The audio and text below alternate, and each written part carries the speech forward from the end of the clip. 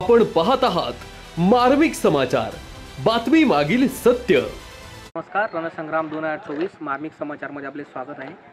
आम्ही आलो अंमळनेर विधानसभेच्या चिमनपुरी पिंपळे ह्या गावात स्थानिक नागरिकांच्या ज्या समस्या आहेत, येत्या विधानसभा निवडणुकीत बरेचसे पुढारी अंमळनेर तालुक्यातील शाश्वत विकासावर गप्पा करताना दिसत आहेत, परंतु असा विकास कुठे झाला आहे का?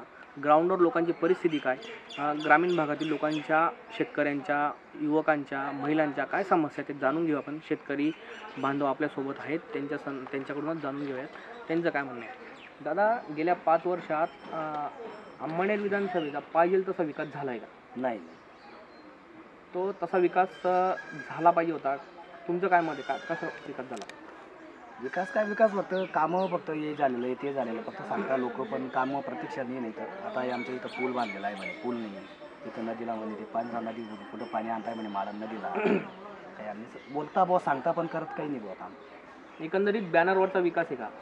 हा, म्हणजे ते फक्त बोर्ड बॅनर बनवता किंवा सांगून देता की करतोय, होतोय। गावातला एखादा पुढारी येतो, तो सांगून देतो आपल्या गावात हे काम होतं, होणार आहे, ते काम होणार आहे, कसं मग त्याच्यावरच चालतं ते। तुमच्या गावात काय काय विकास झाला?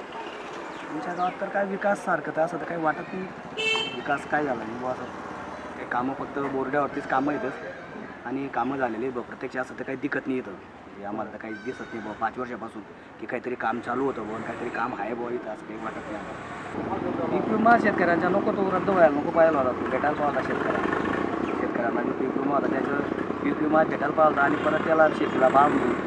परत हे पाऊस आवडा पाऊस चालू आहे तरी पण अजून दुष्काळचं काय आहे, काही नाही बुवा शेतकऱ्याला मदत म्हणून असं काही नाही। आजूबाजूचे तालुके दुष्काळग्रस्त जाहीर झाले, अंमळनेर तालुका जाहीर झाला नाही, यात अंमळनेरच्या पुढाऱ्यांची आपण मग पुढारींचंच आहे ना, मग ते कोण तिथं तर काही ग्रामीण शेतकरी तर काही जाऊन वरती तो करणार नाही ना, ज्याच्याकडे सत्ता असते ते असते, त्यांनी जर काही केलं नाही तर कसं काय होईल? एकंदरीत शेतकऱ्यांचा रोष आहे का अंमळनेर विधानसभेचा उमेदवार? शेतकऱ्यांचा रोष म्हणजे ज्याच्याकडे बुवा जे पुढारी जे होते बुवा, आता आपल्या इथं अंमळनेर तालुक्यामध्ये मंत्री आहे, मंत्रींनी पण काहीतरी करायला पाहिलं बुवा, मंत्री होते बुवा, तर त्याच्यासाठी अंमळनेर तालुक्यासाठी काहीतरी काम बुवा असं व्हायला पाहिलं, पण तसं काही झालेलं काही दिसत नाही। अंमळनेर तालुक्यात गेल्या 5 वर्षात कोणतेही नवीन उद्योग व्यवसाय आला नाही, कोणत्याही शिक्षणासाठी मेडिकल कॉलेज, इंजिनिअरिंग कॉलेज आले नाही, त्या संदर्भात काय सांगा?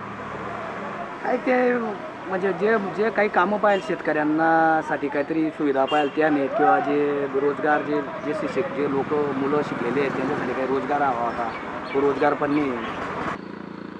मंत्री अनिल पाटलांनी गेल्या 5 वर्षात एकही आमसभा घेतली नाही, शेतकऱ्यांच्या, वंचितांच्या, महिलांच्या, युवकांचा, कोणताही वर्गाचा विचार केला नाही, या संदर्भात तुम्ही काय सांगा? नाही घेतला नाही त्यांनी, कोणताही असा मेळावा घेतला नाही शेतकऱ्यांविषयी तर काही बोलले नाही ते, फक्त हा रस्ता करायचा आहे, तो रस्ता करायचा आहे, हे काम आणतोय ते।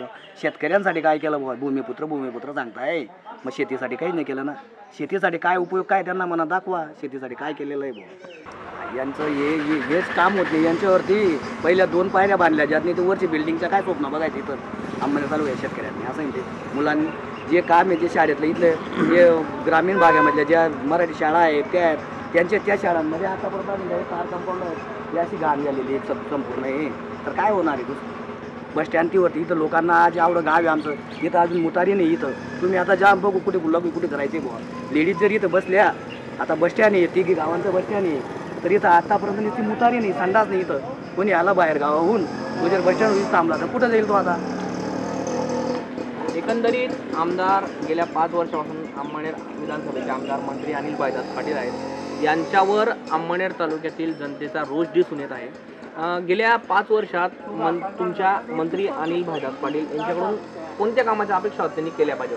त्यांनी शेतकऱ्यांसाठी भूमिपुत्र सांगत होते, ते भूमिपुत्र आहे, मी बुवा आपला अंमळनेर तालुक्याचा आहे, मी असं काम करेन तसं काम करेन, काही नाही ते काय ते 2-4 आणि लोकांना असं वाटलं, आणि सर्व म्हणून त्यांना जो पाटील समाज जो होता, पाटील समाजाच्या लोकांनी काय म्हटलं की चला बुवा समाजाचा आहे, आपल्या अंमळनेर तालुक्याला 2-3 वर्षापासून असा कलंक लागलेला आहे की अंमळनेर तालुका विकून जातो।